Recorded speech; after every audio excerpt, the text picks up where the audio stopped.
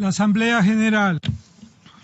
The General Assembly will hear an address by His Excellency Salvador Sánchez Cerén, President of the Republic of El Salvador. I request protocol to escort His Excellency.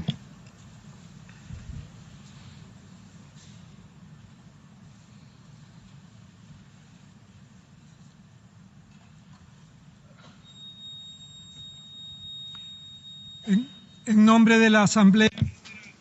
On behalf of the General Assembly, I have the honor to welcome to the United Nations His Excellency Salvador Sánchez Cerén, President of the Republic of El Salvador, and to invite him to address the Assembly.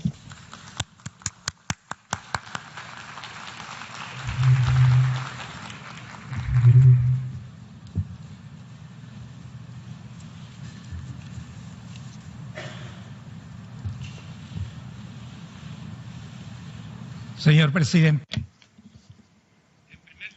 Mr. President, I wish to begin by sharing with you El Salvador's firmest and decisive commitment to meet and endorse worldwide Agenda 2030 and its 17 goals in order to make our country and the world a better place for its inhabitants. 9 months ago, El Salvador became the first country in the world to sign a pioneering agreement with the United Nations system for long-term cooperation on an accelerated implementation program of the Sustainable Development Goals in 15 nations in the world.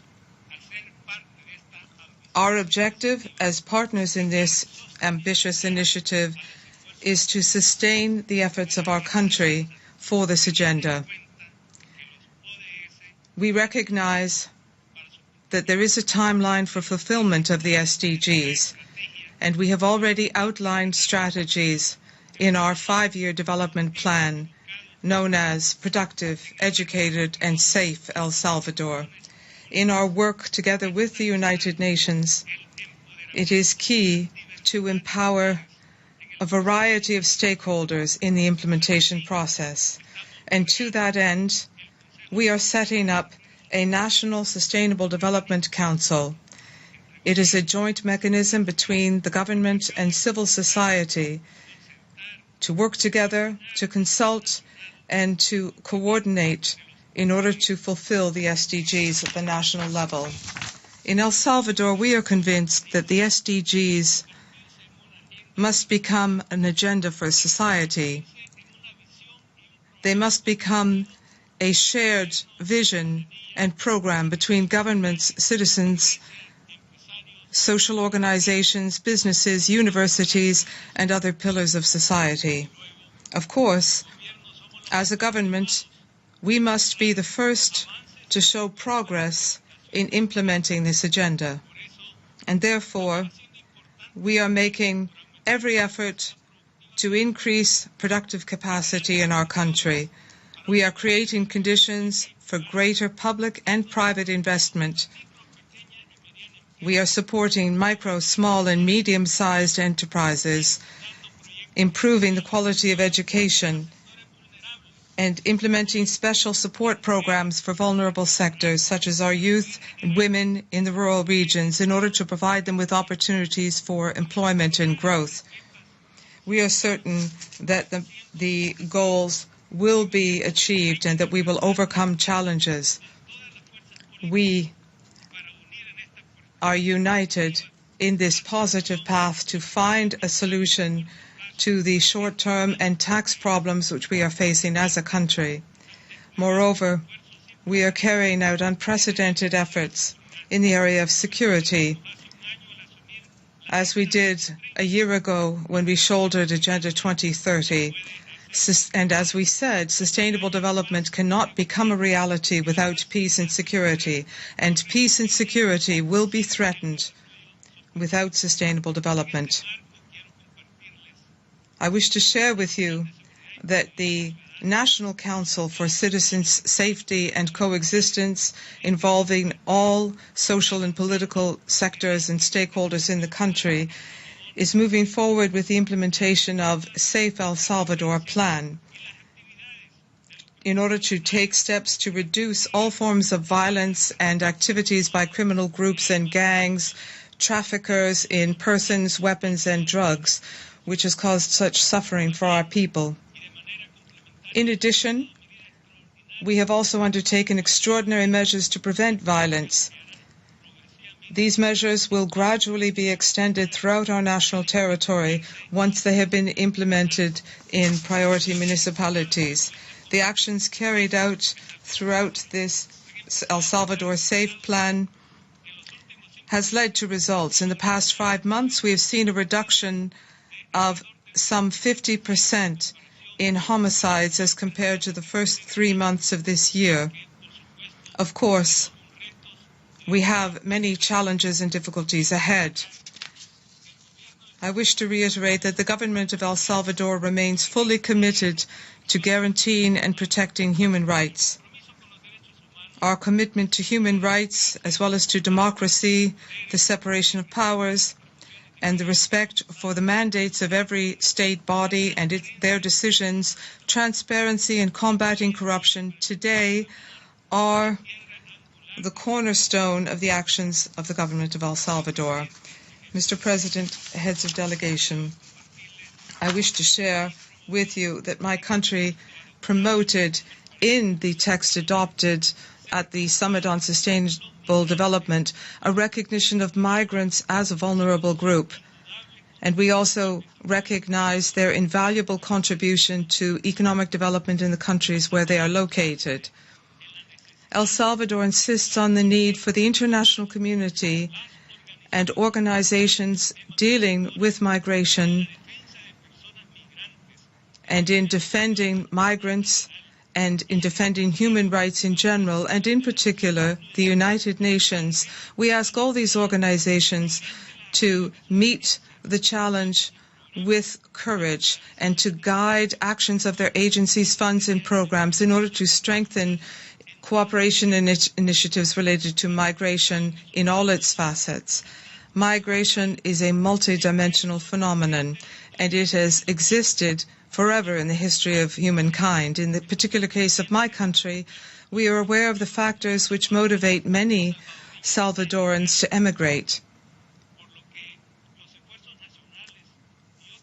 And therefore, we have national and regional efforts, such as the Alliance for Prosperity in the Northern Triangle of Central America, implemented jointly with Guatemala and Honduras with the support of the OAS, is focusing on major priorities such as productive development, investment in human capital, security, and institution building.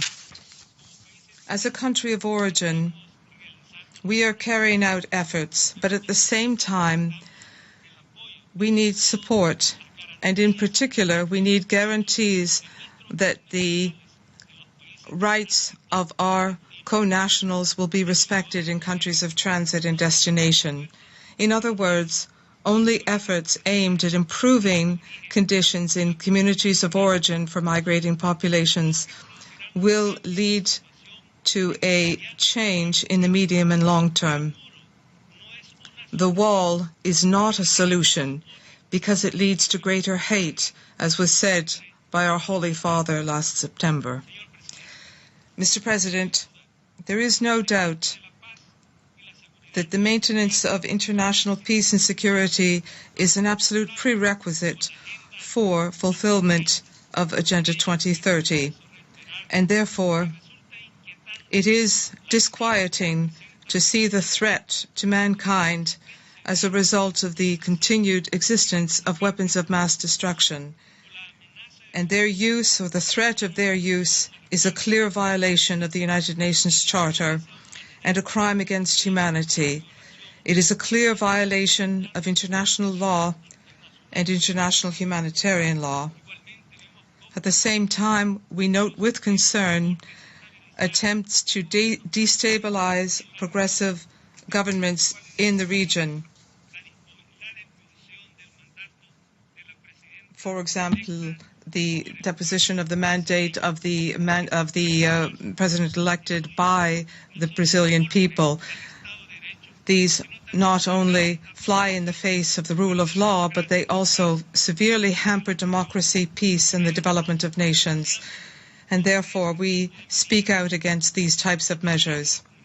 We appeal to the international community to remain vigilant and to stay the course. In this context, I wish to express our solidarity, in particular with President Nicolas Maduro and the Venezuelan people, and I trust that they will find solutions to the challenges facing them through dialogue. Similarly, our country firmly rejects any expression of intolerance, violence, and terror by radical groups attacking the fundamental rights of peoples and their lives. And this has been the case in various corners of the world in the past several years.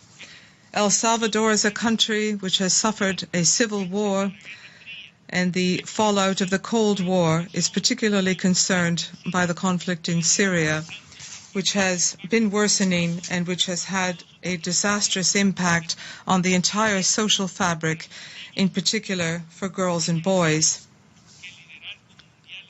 The global leadership represented here, in particular territories welcoming refugees from this crisis, must provide a coordinated response and a humane and united response for the families who are suffering, who have been uprooted, who are ill, who have lost their loved ones as a result of this war.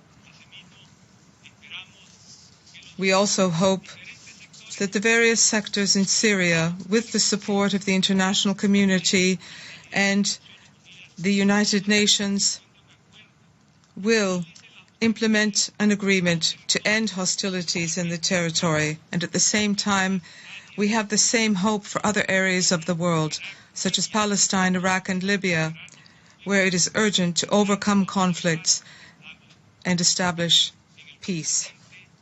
In the continent, we have welcomed the fact that there has been progress achieved by Cuba and the United States in restoring their relationship. However, we feel that this change will not benefit the people if there is not an end put to the economic embargo. Mr. President, heads of delegations, it is important to underscore the decisive role played by the United Nations in defending and promoting human rights worldwide, as well as in promoting international peace and security. I wish to thank this organization for the constant support provided to El Salvador over the past 25 years, not just to improve the living standards of Salvadorans through international cooperation programs and projects, but also by strengthening democracy and the rule of law. This shared vision came about thanks to the fact that El Salvador resolved the armed conflict of the 1980s through an intensive dialogue and negotiation process. It led to the signing of the peace agreements on the 16th of January 1992. And in that endeavor, we were supported by the United Nations. Mr. President, allow me to underscore the fact that this is not just a historic landmark for El Salvador. It is also a successful example within the United Nations which can be used as a reference for resolving other conflicts. And therefore, El Salvador is prepared to share its experience, as it did in the case of Colombia, which has recently signed its Pact for Peace and is implementing the agreements reached. We congratulate Colombia on this achievement. El Salvador is preparing to celebrate the 25th anniversary of the peace accords in January of 2017. This will be a fitting opportunity, once again, with the support of the United Nations, to consolidate our understanding of the nation's agenda, which we are promoting in order to achieve our goals. Looking to the future, El Salvador recognizes that the challenge of building a culture of peace goes hand in hand with a sustainable development agenda. As we see it, we cannot think of sustainable development and democracy without peace, nor peace without democracy and sustainable development. Thank you.